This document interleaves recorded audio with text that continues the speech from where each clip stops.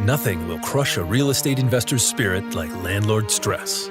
The difference between being successful and miserable in managing properties is education. Welcome to Landlord University, where landlords learn. Landlord University is recorded from inside the RentPrep office, where Stephen White and Jeff Pearson share the lessons learned from working with some of the most successful landlords. Welcome to Landlord University. I'm Jeff Pearson, and this is my co-host, Stephen White. Hello, Stephen. How are you doing today? Pretty good, Jeff. Pretty excited to have our first ever In the News episode, and excited to bring our own content manager on, Jennifer Maughan, who does such a great job not only creating excellent content that really gets such good feedback and positive feedback from the landlords, but she's out there scouring the internet and the interwebs, trying to find good, relevant stories for landlords. So she is like the authority on what's going on in the news, relevant to landlords, and what's happening now. Exactly. And Jennifer, welcome to the show. Thank you for having me. I'm excited to be here. It's a lot of fun. I know. I listened to all the episodes. I'm excited. Well, Jennifer handpicked a couple of articles, and I'm really excited to dive into some of these because some of them are just great. I mean, it covers anything from, an easy mistake to make to, some very obvious things I think most landlords wouldn't do. But of course, it's always good to cover the extreme cases of, what's happening out there and what some of these landlords are doing to sort of get themselves into some trouble. And, I think it should be pretty easy to pick out which of these articles is covering what. Sounds good. So Jennifer, let's bring on the first article. Well, the best thing about these articles is just see what kind of mistakes landlords are making, and so that you can make sure that you're not going to repeat those. It's real life university right here. This is the lessons that we can pull from these stories. So the first story we have today just was reported earlier this week, takes place in Missouri, and it's about a couple of tenants who took their landlords to court over a security deposit dispute, and they won twice. The judge ruled in their favor. What actually happened was this couple, Patricia and her husband, they were renting a home for a year, a 1-year lease, and they paid almost $1,500 as the security deposit. When it came time to move out, they did the walkthrough with the landlord as they're supposed to do. The checklist, according to them, was perfect. Everything was marked good. They fully expected their deposit back. But when the check arrived about a month later, it was short about $800. And there was a note from the landlord that said that they had to repaint the whole entire property. So, of course, she was not happy with that and ended up going to small claims court. They subsequently discovered that the landlord had added a note at the bottom of the checklist that she and her husband had signed that said something to the effect of, lots of these walls need repainting. And she says, nope, that didn't happen. My husband was there. I was there. This isn't the fact. And so they went to court. The judge did rule in their favor. The landlord requested a new hearing, and the second judge ruled in the tenant's favor as well. What's interesting about this news story is the reason the judge ruled in the tenant's favor is because the landlord could not produce any kind of receipt for a full paint job.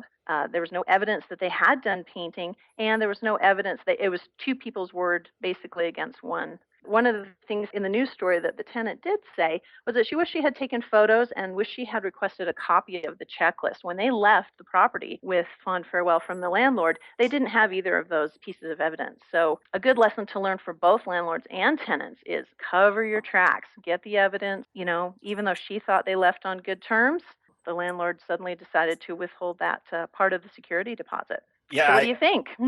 Well, I think you're exactly right about keeping good documentation, obviously from the landlord's perspective. And, I'm trying to put myself on both sides of the fence. So, let's assume that the landlord was in the right. Let's say that there was damages and he did in fact write that at the bottom. You got to have receipts for it, and then from the tenant's perspective, you got to get a copy of it. Every checklist that I've ever seen has places for both signatures, the person conducting the inspection walking through, and of course the tenants that sign off and say, yeah, I agree with everything that you just wrote. So, if it's the landlord adding a note, trying to gouge some extra money, obviously that's, despicable. I wouldn't condone it or recommend it. But if it's a genuine case where they, that was something that was on there and it needed to be done, then shame on the landlord for not getting documentation. It's something that we, pound here on the show is constantly, document everything and get, make sure that you have notes on everything and you have receipts for all these things because at some point it will come up. And if you don't have it, like you said, it's your word against theirs. And in this case, it was two people against one. Well, there are a couple of things. The fact that there's a possibility that the landlord tried to change the notes that had been signed off by the tenant. That's a tough situation. You don't want to put yourself in that situation as a landlord. So after everybody signs it, take a picture. Let the tenant take a picture. Then you have proof that this is the way it was when you signed it and there weren't any added notes or anything like that. I would also make sure that the form that you're using has a place for check marks as well as notes. And those notes and check marks need to be the same. Condition of the walls in this bedroom, 1 to 5. You mark it a 1 for bad, and then your notes will supplement that. If you don't have that type of correlating proof, then it starts to make it difficult to protect yourself in court if a tenant does bring you to court. There were some questionable things about the pictures. They raised a question about the fact that it looked like there were streaks on the walls, which the tenant claimed was from the blinds, just the light streaming in through the blinds. Whereas it looks like the bulk of the repairs that they made were touch-up. So they had put holes in the wall, they had filled the holes, and they had left the paint that the landlord had left for them to touch it up. And that seems to be the bulk of the repairs that they did, and they admit to that. Whereas the pictures were showing some forms of streaks, and that doesn't correlate with the holes. So I think it really still comes back to the whole concept of documentation. And our goal when we're doing a walkthrough as landlords is to make sure that we're as fair and honest as possible, that we're documenting everything to protect ourselves, but we also want to be thinking about protecting our tenant. So the simple thing, everybody takes pictures, and one of the two can take the pictures and share them immediately with the other. You can do that before you leave, and then again, take a picture of the document, use a scanning program, or just use the camera on your phone. It doesn't have to be fancy. It just has to be a picture of that written document. And then down the road, the landlord can send a copy, which will match what's in that picture, and everything should be fine.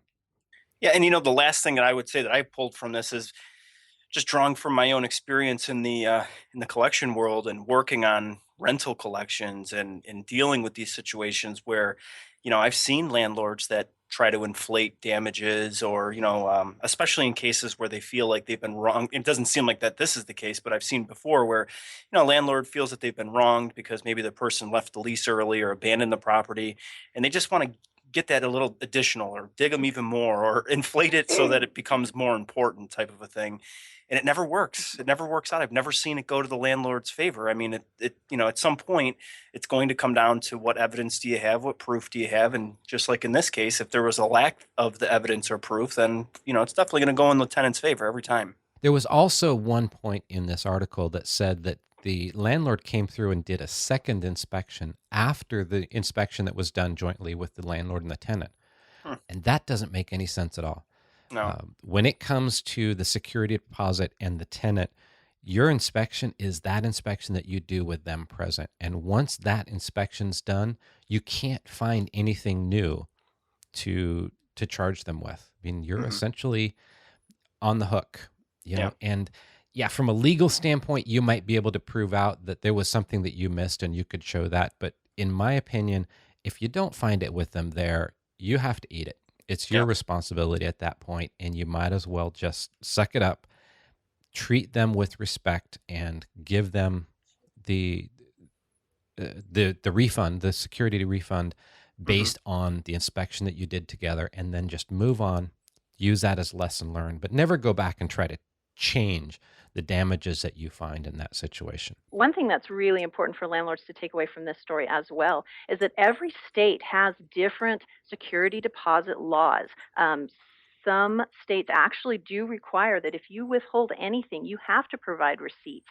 I didn't get the chance to check on Missouri to see if that is the case, but it's really important for landlords to look into their own state laws to figure out exactly how to legally refund or withhold parts of the security deposit. And that's a good takeaway lesson for landlords. Yes, very true.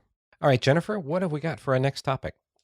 All right, our next news story comes out of Maryland, and it's a little bit bizarre. Some tenants reported that when they returned home, it was a woman and her son. When they returned to their apartment, they actually found four men and a woman inside their apartment. They started yelling at them, they broke their phone, pushed them out of the house, and come to find out that the landlord had actually hired these thugs to terrorize the tenants. His goal, the landlord's goal, was trying to scare them into paying their rent or leaving the property. So that's like a really extreme example of self-help eviction. Yeah. Yeah, when I read this article, I was just, and this was the one that had in mind when I was thinking just the obvious, don't ever do this. I mean, and they've got a mugshot of the landlord, the 70-something-year-old landlord, and I'm sure he's just that old school mentality of, I'm going to do things my way. Mm, We're going to get these people out of here or scare them into paying them or whatever, but clearly not the right way to go. And, you know, ultimately they bullied this elderly woman. I mean, smashed her phone on the ground so she couldn't call the police. Um, and again, it just makes you wonder, like, what do they think they're going to get away with? What was the goal of this? Obviously to mm. get them to pay up, but you know, there's a right way and a wrong way to go about it. Obviously, this was really, really not the correct way to do it. No, not at all. And we've all had those moments where you're just so frustrated with the actions of a tenant and you think this should be so simple. They don't have the money to pay their rent. It's just time for them to leave. And yeah, your anger gets the best of you at times, but it certainly shouldn't get enough of the best Right. of you that Right. you really seriously consider getting somebody to go in and manhandle your tenants. Right. Right. Well, I would have been, yeah, and I think the part of the story that grabbed me most was that was an elderly woman. Yeah. I don't know. I have a tough time, just accepting that you would do that to an elderly woman. But for sure, like, you've got a bad tenant situation. We've all been in that scenario where it's definitely crossed your mind, like, what you really just want to do. But you can't. I mean, obviously, we were always talking about conduct it like a business, and you know, there's no businesses out there hiring thugs to come in there and rough somebody up to try and get them to to pay or to leave. It's it was crazy for him to think that it would ever work. Yeah. And, when you look farther down the story, too, I mean, this guy was running an illegal boarding house. Mhm. They had four illegal apartments with five separate kitchens occupied by 15 people. He certainly was skirting the law in more than a few ways, but Right. it really does it brings to light that whole idea of running your property as a business. And we've talked about it a number of times. It's important to make sure that you're always focusing on being very businesslike in all of your dealings and usually hiring the guy down the street to knock on the door with a baseball bat Mhm. isn't quite the professional approach that we're thinking about. Well, yeah, and this was the tree trimmer or something, right? I think it was the landscaper maybe or something like that he had hired to do it. Yeah. Um, but yeah, I mean, again, I just can't imagine a scenario where it works out for the guy where the woman's going to give up the money. I mean, I guess that's what he had in his mind. Otherwise, he wouldn't have tried it. But in today's day and age, I mean, you can't get away with that kind of stuff. It's not going to happen. No, not at all. And of Jennifer, do you course, have any? this is, Yeah. oh, I was going to say, this is an extreme example, but Yeah. there are a lot of news stories and a lot of articles that talk about the legal ways to start the eviction process. And there are lots and lots of warnings out there for landlords who step outside of that. Now, you may not be the one to hire thugs, but it's not uncommon for landlords to maybe mess with the utilities or Hmm. put off maintenance or be very slow to respond to requests, kind of all in an effort to maybe make their tenants become unsatisfied and then move out on their own. So while this is a really extreme example, it is a good warning to send out to landlords to say, make sure you understand what you can and can't do, what it takes to do a proper eviction if needed. and to just stay within those lines, to stay within those Yeah. boundaries of being a legal for landlord. Yeah, and the two real quick cases that come to my mind in articles that I've read in the past. One will, and this one's kind of recent, where the landlord had shut off the water and electricity, and had done it repeatedly, and the landlord actually ended up getting arrested. The police had come out there, responded to a complaint call from the tenant. The landlord, got all crazy basically with the police officer, saying it's his house, he can do what he wants. Obviously, he can't. So that was one case where he was shutting off the utilities, power and the water. The other one was a article, I think about a year, maybe a year and a half ago, coming out of San Francisco, talking about the quote landlords from hell. And these two, this husband and wife couple, had done everything that you can imagine to get these tenants to leave. And it wasn't that the tenants weren't paying; they wanted them to leave because the property was worth more as a vacation property versus, which is happening a lot in San Francisco right now. Right. The property was worth more as a vacation property than it was, renting on a monthly basis. So they just wanted them to leave. So they were doing extreme things like cutting the floor joists and the rafters, cutting holes in the floor. Just doing like major damage that they thought, well, we could just go in and repair after they leave. But if we do enough damage to this place, they'll just want to get out anyway. So yeah, they found themselves in real big trouble too. I think the guy one of the landlords ended up getting, I think it was 5 years in prison, I want to say, for some of the stunts that he pulled in that situation. So yeah, there's, follow the right way, even if it takes longer, in the end, you just, there's no shortcut to it. No. And sometimes we can be our own worst enemy. In so many situations with these laws, it's the result of landlords in history, recent history and past history, who have really taken advantage of their situation as being in control and done stupid things. And that's why we put up with as many of the laws as we do, because there have been a lot of bad landlords in the past. And our goal with Landlord University is to help teach people how best to run their business as a landlord, so that it's fair for their tenants, but also it's fair for them, and it's something that can be profitable in the long run. So, Jennifer, what have we got for our final topic for the day? Well, this is a story that took place in August in Provo, Utah, and it's a discrimination case, but it's not necessarily one that you would think. I think really obvious discrimination cases are, race or religion, but the situation here in Provo, what happened was a young couple. They were looking for a place to rent, and they thought they found a really ideal one-bedroom apartment.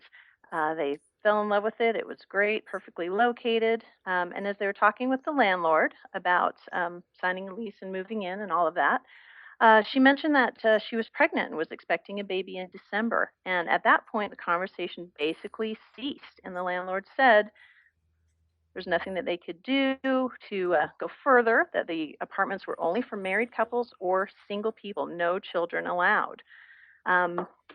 So this couple, they sort of started researching their rights and realized that, of course, that's a form of discrimination for familial status. And when this hit the news, the reporter did some really great investigating. They talked to the Utah Labor Division that clarified all the different forms of protected classes in the Fair Housing Act. And as I said, I think most people are familiar with maybe race and religion, but maybe less familiar with some of those other protected classes. In the news story, the interview with the landlord, he actually said, we don't discriminate. We don't worry about religion. We don't worry about race or culture or anything like that. But sure enough, when it was brought to his attention, he was completely perplexed. He had no idea that that was discriminatory. On the apartment's website, it actually said that they were zoned for just married couples, no children allowed, which, as the reporter uncovered, that also was not true. So there were a lot of things that this landlord was doing. He kind of made a business decision, thought it would be attractive to have units that, child-free units, but it turns out that he was violating a couple of different things and discriminating against an unknown number of applicants because of children. Yeah, when I read this story, I thought, man, this this landlord just dug himself a deeper and deeper hole as he went through, and and really it just comes down to, like you mentioned, Jennifer, it's just pure ignorance. He wasn't aware of the fact that it was discriminatory. They have a quote in here where he says, quote, I mean, we rent to Asians and we rent to Hispanics, we rent to blacks, we rent to whites, atheists, non-Mormons, Mormons. We just don't discriminate. But clearly he didn't understand, like you mentioned, all the different protected classes, and that, the family status is definitely a protected class. You can't say, this is only zoned for adults. You can't have a kid in here or anything like that. So, it's not a senior living situation or something like that where, it's, based on age or anything like that. So, yeah, it was his own ignorance that really got him into trouble. And he just kept digging himself deeper. Like you said, he had it on his website. He had made several comments saying, well, I didn't think I did anything wrong. But clearly he did. And very clear to the letters of the law that he did. Yeah, he tried a couple of different ways of explaining this away. He talked about the fact that these are one-bedroom apartments, and a one-bedroom apartment is too small for three people, a married couple or a couple and their child.